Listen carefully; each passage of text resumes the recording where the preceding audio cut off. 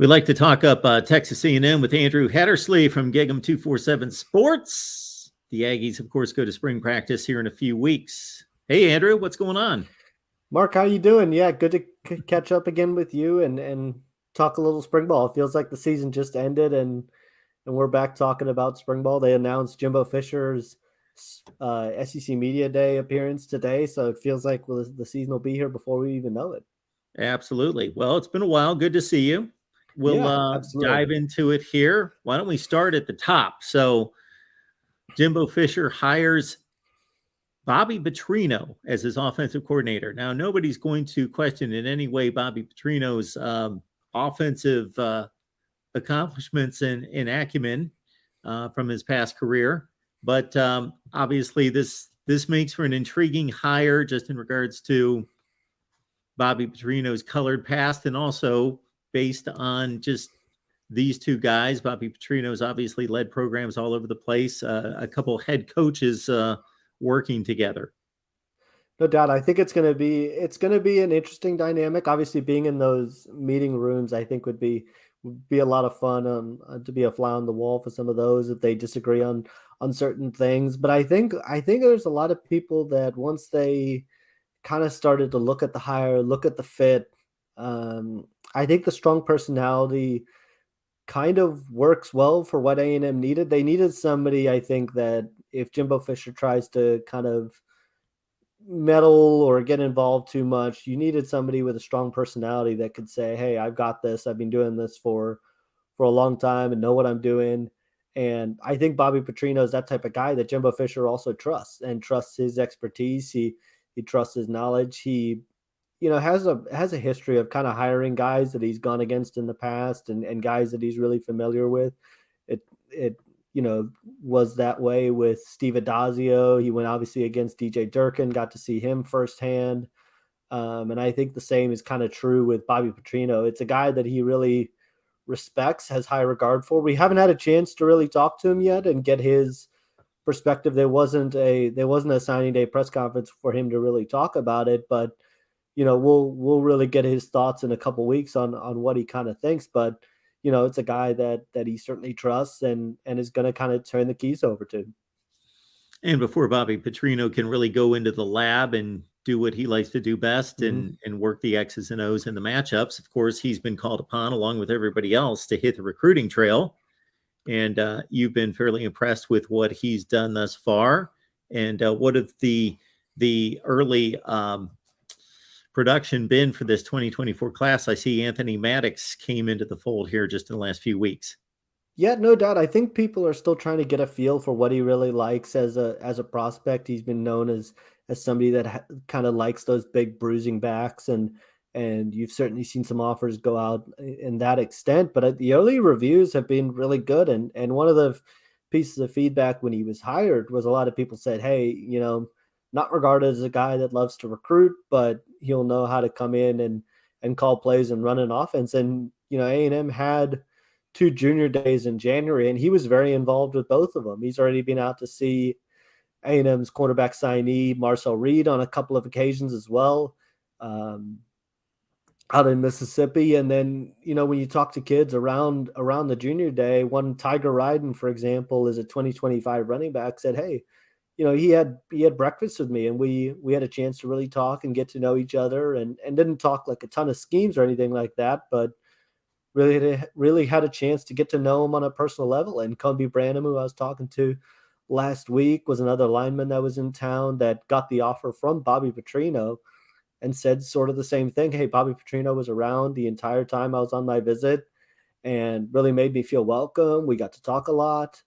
And so, I think people were pleasantly surprised about that. And there's actually been some people that have noted on our stories, "Hey, Bobby Petrino's name seems to be getting brought up quite a bit." And so I think he's made a positive impression. He's been out there at the forefront and, working alongside Jimbo Fisher, who's obviously a very, very good recruiter. But I think he's been able to connect with a lot of people. The Anthony Maddox one was interesting. And that's a guy that, it kind of depends who you talk to and on what sort of comparison you get. But the comparison that Bobby Petrino had for AJ Maddox was Lamar Jackson, and that's obviously very, very high praise from a guy that, Bobby Petrino coached to a Heisman Trophy while he was at Louisville. But A&M was kind of figuring out the board on where they were going to go at the quarterback position. Aaron Noland is a guy that they brought in for a multi-day visit. They brought in Davie Bulford for a visit, another quarterback out of Florida. Brought in had talked to Walker White, who's now committed to Auburn, and really zeroed in on AJ Maddox. And I was told that Bobby Petrino was a key part of that on kind of getting the deal done. They love him. They think his ceiling is really high, and wanted to get him in the class, and he was definitely ready to do that. Talking of the Aggies, we've got Andrew Heddersley in the line from Gig'em 247 Sports. Check out Andrew and the rest of the staff there at Gig'em 247. Texas A&M going to camp here in the next few weeks. Staying in the recruiting side of things, what is your early returns on 24, which, we're a long ways away, of course, from December. There's only 4 hard commits, but in regards to what offers are out there, what are the big storylines and narratives right now? Yeah, so I think obviously coming off of the last cycle, I think they kind of hit some bumps in the roads at times. They had a rough summer. They were able to close strong with a couple flips. Micah Tease, Jaden Platt, Raymond Cottrell, Marcel Reed. They were really able to do a lot of their work late in the cycle. And then once January came around, they really turned their focus towards 2024 and hitting the ground running there. They've obviously got 4 commits. They've got AJ Maddox, they've got Ashton Funk, Dylan Evans, and DeBron Gatling, and all 4 were in town during the junior days. They, I think, are off to a good start. I think one of the biggest priorities for them in this cycle is offensive line, specifically offensive tackle. I think they need to kind of reload that room, and they've got a lot of targets there that they were able to get on campus in January. Obviously, Ashton Funk is a guy that many believe will be a highly rated tackle by the time he arrives at A&M this time next year. They brought in Bennett Warren. They brought in Arai Williams, who is the cousin of now A&M freshman Ruben Owens. So there's certainly some family ties there. I think that could end up being an in-state battle between Texas and Texas A&M.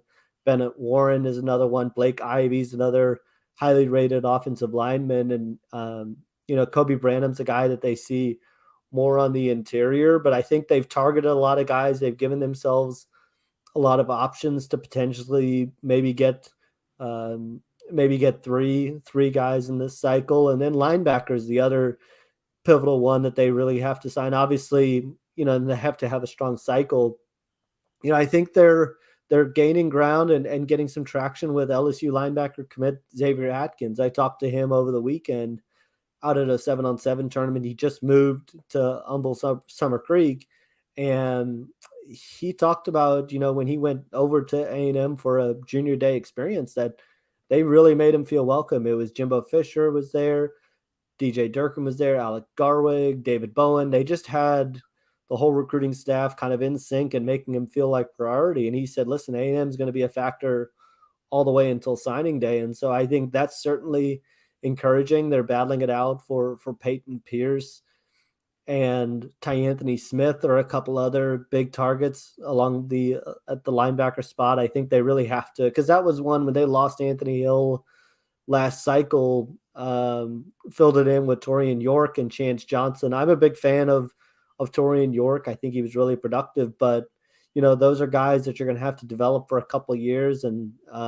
it's 2 straight cycles that they've missed out on a 5-star linebacker that they had committed. So I think this is a really important cycle for them to be able to land a couple difference makers at that spot. Obviously, I think Damian Sanford is another guy from the 2023 cycle I think could end up being good. But linebacker and offense, I think, are 2 of the biggest ones. And then when you look at receiver, they're in on 2 of the top receivers in the country, and Micah Hudson and Ryan Wingo.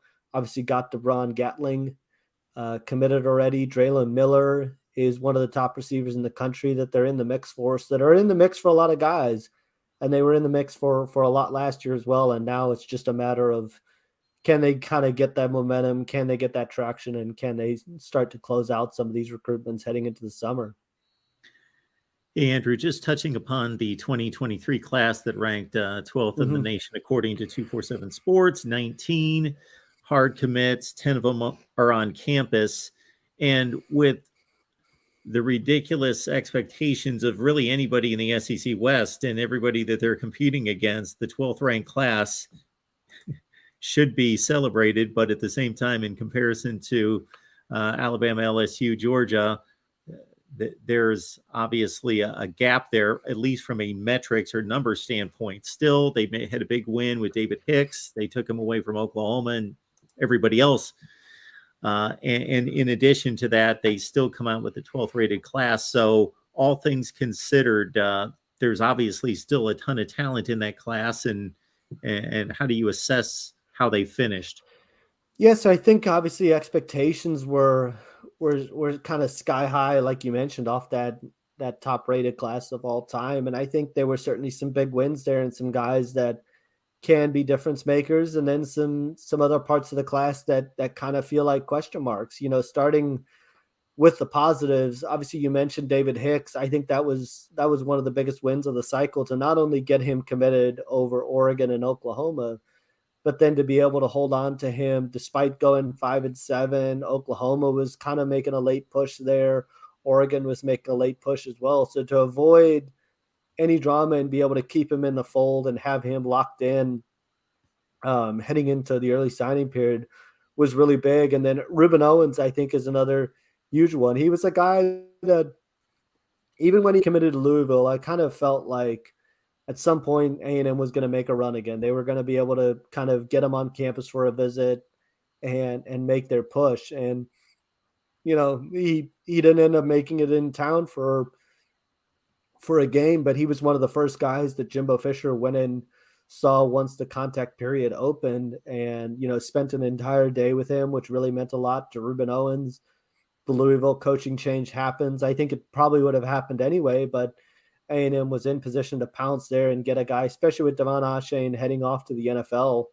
I think that's huge to be able to get a guy like Ruben Owens, give Bobby Petrino, he's going to have a lot of weapons to work with. Probably the best group of offensive talent that he's ever had the chance to work with, and I think Ruben Owens is certainly part of that. We're able to hold off pushes for a couple other guys too. Javon Thomas was really touch and go there for about the last week. TCU had a ton of confidence. Obviously, they had quite a bit of momentum in December with their um, college football playoff push, and they really felt like in the last week that they were going to be able to flip Javon Thomas. And so for A&M to hold on to him, hold on to the offensive line group that they had, I think those were the strong points. And Marcel Reed, let's give them credit for being able to get a guy like him.